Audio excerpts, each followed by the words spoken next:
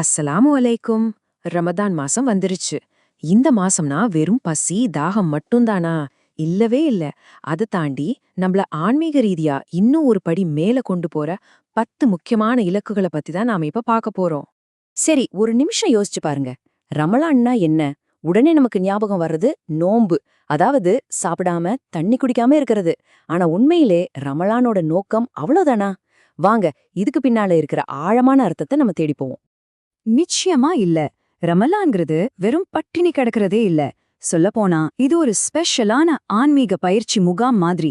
நம்மள நாமே செதுக்கிக்க, நம்ம குணங்களை மேம்படுத்திக்க அல்லாவே நமக்கு கொடுத்த ஒரு அருமையான வாய்ப்பு இது. இந்த 30 நாளும் நமக்கான ஒரு முழுமையான ட்ரைனிங் தான். சரி, இந்த ட்ரைனிங்ல முதல் கட்டம் என்னன்னு பாப்போம். அதுதான் நம்ம அகத்தை, அதாவது நம்ம உள்ளத்தை தூய்மைப்படுத்துறது. வெளியில செய்யற செயல்களுக்கு முன்னாடி உள்ளுக்குள்ள இருந்து ஆரம்பிக்கணும் இல்லையா? முதல் இலக்கு சுய கட்டுப்பாடு. இது ஒரு பனிப்பாறை மாதிரி தாங்க. மேல எல்லாருக்கும் தெரியற நுனிப்பகுதி தான் நம்ம சாப்பாட்டையும் தண்ணீரையும் கட்டுப்படுத்துறது. ஆனா அந்த பனிப்பாறைக்கு கீழே கண்ணுக்கு தெரியாம இருக்கிற பெரிய பகுதி இருக்கு பாருங்க, அதுதான் உண்மையான நோன்பு. கோபம் வர்றப்ப பொறுமையா இருக்கிறது, கஷ்டமான சூழ்நிலைகள்ல பதட்டப்படாம இருக்கிறது, இதுதான் நோம்போட உண்மையான சாரமே. அதோட மட்டும் இல்ல, நம்மளோட இரண்டாவது இலக்கு நம்மளோட நடத்தைய ரொம்ப அழகா மாத்திக்கிறது. நம்ம வாயிலிருந்து வர ஒவ்வொரு வார்த்தையும் சரி, நம்ம செய்யற ஒவ்வொரு செயலும் சரி, பாக்குறவங்களுக்கே ஒரு அழகிய முன்மாதிரியா இருக்கணும். இதுவும் இந்த பயிற்சியோட ஒரு முக்கியமான அங்கம்.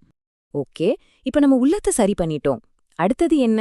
நம்மள சுத்தி இருக்கிறவங்க கூட நம்ம எப்படி நடந்துக்கணுங்கிறது தான். வாங்க, 2வது பகுதிக்குள்ள போலாம். சமூகத்துடன் இணைதல். ரமலா நம்மள சுயநலமா இருக்க விடாது.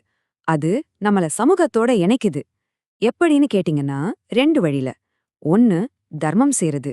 அடுத்தவங்க பசிய நாம உணர்ந்து நம்ம கிட்ட இருக்கிறத தாராளமா குடுக்கறது. 2வது இஃப்டார். நம்ம உறவினர்கள் நண்பர்கள் கூட ஒன்னா உட்கார்ந்து நோன்பு திறக்கறப்ப அந்த அன்பு பிணைப்பு இன்னும் அதிகமாகும் இல்லையா? இப்போ நம்மளையும் சரி பண்ணிட்டோம், சமூக உறவுகளையும் சரி பண்ணிட்டோம். அடுத்தது ரொம்ப ரொம்ப முக்கியமானது. நம்மள படைச்ச அல்லாஹ் கூட நம்மளோட தொடர்பை இன்னும் எப்படி ஆழமாக்குறதுன்னு பாப்போம். அல்லாஹ் கூட நம்ம நெருக்கத்தை அதிகமாக்க 4 சூப்பரான வழிகள் இருக்கு. 1, குர்ஆன வெறுமனே ஓதாம அதோட அர்த்தத்தை சிந்திச்சு ஓதுறது. 2, துவாக்கள் மூலியமா அவன்கிட்ட பேசுறது. 3, ராத்திரி நேரத்துல தனியா நின்னு தொழுறது. 4வது, எல்லாரோடையும் சேர்ந்து ஜமாத்தா பள்ளிவாசல்ல தொழுறது. இது ஒவ்வொன்றுமே நம்மள அடுத்த லெவலுக்கு கொண்டு போகும். சரி, இவ்ளோ விஷயங்கள் நாம செய்றோம், நோன்பு வைக்கிறோம், தொழுறோம், தர்மம் செய்றோம். ஆனா எதுக்காக? இது எல்லாத்துக்கும் பின்னாடி இருக்கிற அந்த ஒரே ஒரு இறுதி இலக்கு என்ன? அத பத்தி தான் இப்ப பார்க்க போறோம். அந்த இலக்கு தான் தக்குவா, அதாவது இறையச்சம்.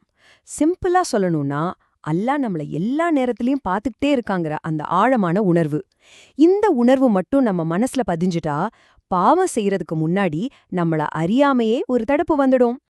இந்த தக்வாங்கிற வார்த்தைக்கு இஸ்லாத்தோட 4வது கலீஃபா அலி ரதியல்லா அவர்கள் ஒரு ரொம்ப ஆழமான அழகான விளக்கத்தை கொடுத்திருக்காங்க. அவங்க என்ன சொன்னாங்கன்னு பாப்போமா? அவங்க சொன்னபடி தக்வால 4 முக்கியமான விஷயங்கள் அடங்கியிருக்கு. 1, நம்மள படைச்ச இறைவன் மேல ஒரு பயமும் மரியாதையும் இருக்கணும். 2, அவனோட வேதமான குர்ஆன் சொல்றபடி நம்ம வாழ்க்கைய அமைச்சுக்கணும். 3, அல்லாஹ் நமக்கு என்ன கொடுத்திருக்கானோ அதுல திருப்தியா மன நிறைவோட இருக்கணும். 4வதா, இந்த உலக வாழ்க்கை தற்காலிகமானதுதான், அடுத்த பயணமான மறுமைக்கு தயாராகணும். இத எல்லாத்துக்கும் மேல, இந்த எல்லா இலக்குகளுக்கும் மேல ஒரு விஷயம் இருக்கு. அதுதான் அல்லாஹ்வின் திருப்பொருத்தம். அதாவது அவனோட ரிதா. நம்ம பண்ற ஒவ்வொரு சின்ன செயலுக்கு பின்னாலையும் இருக்கிற ஒரே நோக்கம் அல்லாஹ்வோட அன்பையும் அவனோட பொருத்தத்தையும் சம்பாதிக்கிறது மட்டும்தான். சரி, இந்த ஆன்மீக பயணத்தை நாம வெற்றிகரமா முடிக்கும் போது நமக்கு என்ன கிடைக்கும்? இதோட இறுதி பரிசு என்ன? அதை இப்ப தொகுத்து பாத்திரலாம். அப்போ நாம பார்த்த இந்த 10 இலக்குகளையும் மனசுல நல்லா வச்சுக்குவோம்.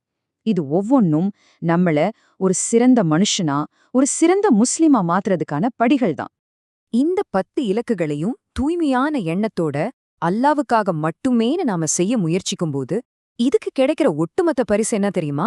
இன்ஷா அல்லாஹ் இந்த உலகத்துக்கு பிறகு வர்ற நிரந்தரமான மறுமை வாழ்க்கையில வெற்றியும் ஸ்வர்க்கங்களிலேயே மிக உயர்ந்த ஜன்னத்துல் ஃபிர்தௌஸும் தான். இதைவிட பெரிய வெற்றி வேற என்ன இருக்க முடியும்? அதனால இப்ப நாம ஒவ்வொருத்தரும் நம்ம மனசுக்குள்ளேயே கேட்டுக்க வேண்டிய ஒரு கேள்வி இதுதான். இந்த ரமலான ஒரு புது ஆரம்பமா எடுத்துக்கிட்டு இந்த இலக்குகளை அடைய நம்மளோட இந்த ஆன்மீக பயணத்தை ஆரம்பிக்க நம்ம தயாரா?